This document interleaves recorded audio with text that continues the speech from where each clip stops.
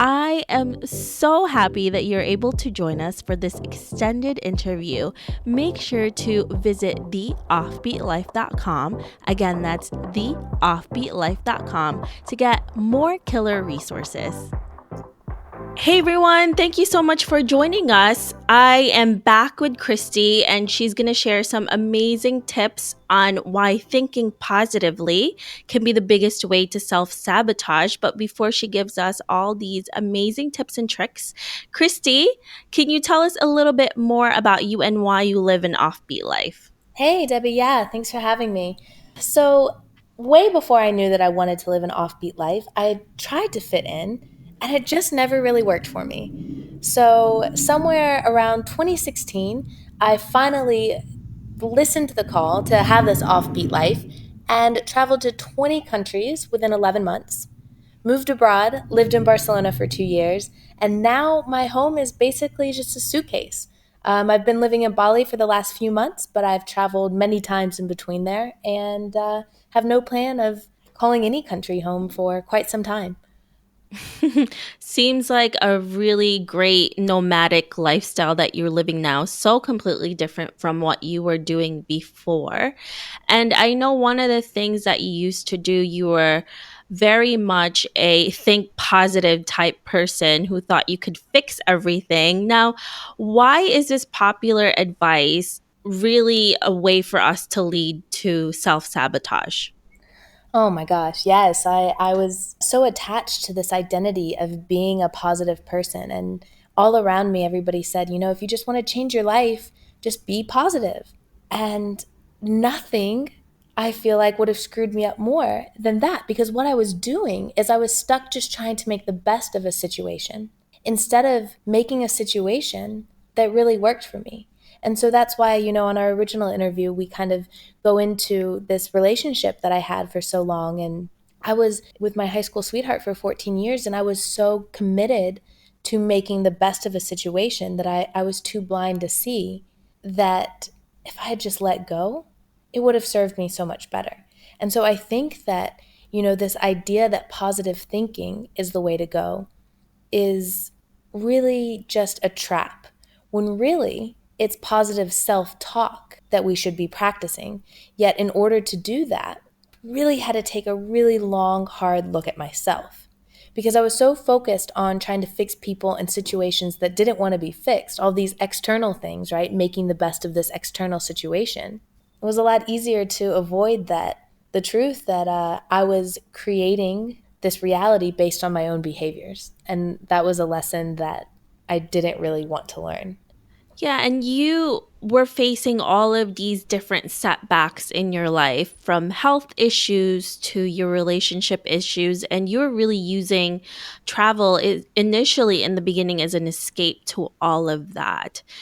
And you were also overthinking a lot of different things, and you had a lot of fears. How do you overcome that? How do you overcome overthinking and also the fear of so many different uncertainties that you may face in your life? Great question. I actually had a workshop here in Bali not that long ago, actually, on this exact topic. And I found that it was so great. So many of us get stuck in this trap of overthinking in our heads. And my book really dives into this more than we'll probably have time to go into today. Yet, one of the biggest ways that I find that we overthink is because we have this compulsion to understand everything before we start. Gosh, I was no different. I was this overachieving perfectionist control freak that really had to know all of the steps of how everything would look before I would even start. One day it kind of hit me that if all of the brightest minds in all of the ages can't even figure out what we're doing here or what happens after we're gone, how was I ever going to figure out everything? It's just setting up for failure. And so, one of the analogies I like to kind of teach on is I like to imagine that this nomadic travel life is kind of like a really foggy, say, swampy area. And we're standing on the shore. And say there are 5 stepping stones. And stepping stone number 1 we can see. And stepping stone 5 is where we want to go. But we can't see stepping stone 2, 3, 4, or 5. So it kills the dream. Step 2 kills the dream because we can't see it. And so what I've really learned is that it's only by taking that first step that we can see the next step. By taking step one, we become the person that can see step number two. And once we're on step number two, we become the person who can see step number three. So, the biggest and the first way that I always say to get out of your head is take that first step, even when you don't know what the next step is. That's a lot of where the fear comes from, is the unknown of taking that first step, right? Because that's the first push. And I think the rest comes a lot easier after you take that first leap into the unknown and the uncertainties.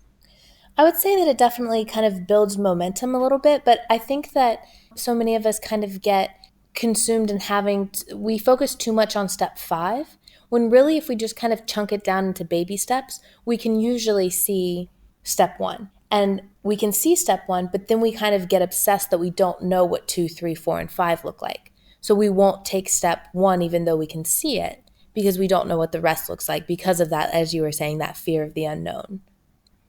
But if we chunk down, if we build a framework, if we have this roadmap, we can really see that it doesn't have to be so scary. Does that make sense? Yeah, absolutely. It's just taking, like you said, baby steps, because then it becomes really overwhelming when you're thinking too far ahead, but you don't know what to do in that first few steps yet. And then it just becomes too much and too soon for everything. And then you actually stop yourself from taking that first one because of everything else that you're thinking about. And this actually leads perfectly into, I have the workshop I was referring to is 6-step process on why we overthink. And this leads so well into the second one, is that, say that we have something that we need to do. We know, have you ever had that feeling before where you just get this like electricity coursing all over your body and you think like, wow, I have to do this? Yes. Okay. So, what happens, you think, to that energy if you don't take action on doing that? Say it's hard or scary, or you don't feel like you can afford it, or you don't have the money, and you don't take that step, even though you have all this electricity inside of you. Yeah, it builds a lot of pent up anger and regret, and it gives you more fear with a lot of things, and it stops you from doing so many things. The energy has to go somewhere, right? Like you were saying, like I feel like it goes in our heads and it just spins around and around and around. And like you brought up regret.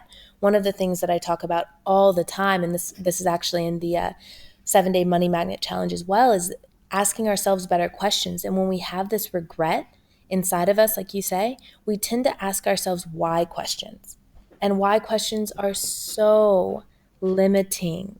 They just keep us in this closed loop of beating ourselves up. Why did I do that? Why do I always do this? Why did I eat that? Why did I spend that money? Whatever it is, it's such a judgmental question.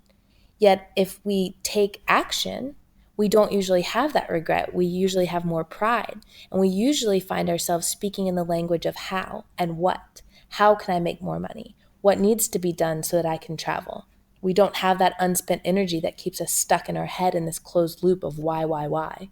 Yeah, and then you start solving those issues and those problems because you are taking actions to do it. And then you feel a lot happier with yourself when you do that. So, that I mean, it sounds really easy when we're talking about it right now, but it's also really difficult because it is action based. And we tend to prioritize things that are a lot easier for us to do. And sometimes the hardest things are the simplest things, right?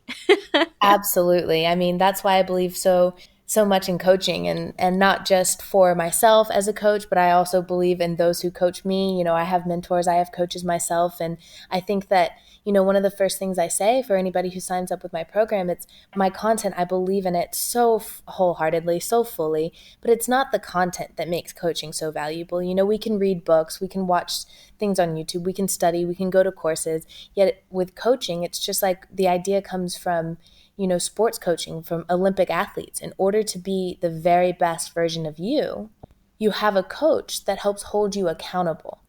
So it's like we often know these things, but taking the action and holding ourselves accountable for all of the stuff that we have so much resistance to, and things that our brains have been getting so habitually used to over the years, running a pattern in the same way. Our brains are just software. It likes to run whatever's easiest. And so having a coach, having somebody there, having support, accountability, however you find it, is so important when it comes to taking that action step. Yeah, these are such great different things to learn about, especially for somebody who is really confused with what they want to do with their lives. And you're right, having a coach will just help you guide your way into something that you really are meant to do. So that's a really great advice there, Christy. Now, if our listeners want to know more about you, where can they find you? I love connecting with people on social media. Instagram is my favorite. Facebook is also good. My Instagram is at as Christy sees it, which I'm sure you can tag, and then Facebook Christy Renee Steely. Hopefully you can tag that as well. My last name can be difficult to say and pronounce and spell sometimes. And then my website as well, ChristyRenee.co. Perfect. Thank you so much, Christy, for joining us today. I really appreciate all the tips and tricks that you gave us. Thank you so much, Debbie. It was great. I hope you enjoyed this extended interview with Christy. Make sure to visit theoffbeatlife.com. Again, that's theoffbeatlife.com to get the full interview where she shares how to go from sick and overweight to becoming a nomadic abundance coach. Thanks for joining me on this extended interview. Don't forget to subscribe and leave a review on iTunes. We can also chat some more on Facebook at The OB Life. I'll talk to you soon.